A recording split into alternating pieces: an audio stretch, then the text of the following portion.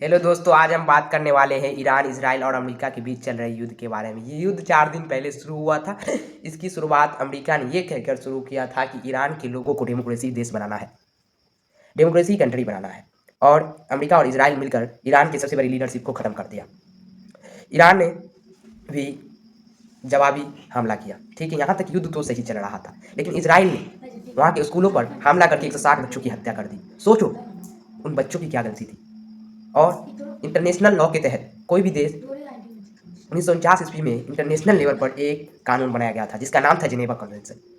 अगर कोई भी देश किसी भी देश के सार्वजनिक स्थल जैसे स्कूल, हॉस्पिटल या धार्मिक स्थल पर हमला करता है तो उसके खिलाफ आईसीसी को, इंटरनेशनल क्रिमिनल कोर्ट को, उसके विरुद्ध बहुत सारे आर्टिकल है जिसके तहत वहाँ के जो राष्ट्रपति है उस पर क्रिमिनल केस लगना चाहिए। इसराइल के राष्ट्रपति नेतन्याहू के ऊपर कई केस ऐसे लग चुके हैं। वो गाजा, फिलिस्तीन पे कई लाखों बच्चों को स्कूल, मदरसे या इत्यादि कई लाखों बच्चों को मार चुके हैं।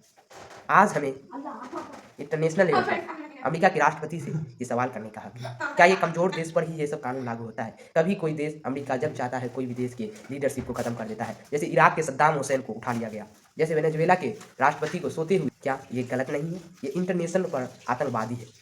ये आजकल आतंकवादी की तरह कार्य कर रहे हैं। कोई भी देश के राष्ट्रपति को, प्रधानमंत्री को उठा ले रहे हैं, ये तो गलत है। आर्टिकल 37 के तहत कोई भी देश अगर किसी भी देश के राष्ट्रपति या लीडरशिप को खत्म करने की कोशिश करता है तो उससे कई तरह के मुकदमा लग सकते हैं, लेकिन ये नहीं होगा। क्यों? क्योंकि ये सिर्फ कमजोर देश पे लागू होता है। ये सिर्फ कमजोर एवं जिसकी इकोनॉमी सिस्टम खराब है, जिसके पास बम नहीं है, बारूद नहीं है, परमाणु बम नहीं है, उसे इस तरीके की मुसीबत को झेलना पड़ रहा है। इसराइल इतनी घटिया और नीच देश को कोई कार्रवाई नहीं की जा रही है। नेशनल लेवल के आतंकवादी कर रहे हैं अमेरिका और इसराइल के राष्ट्र।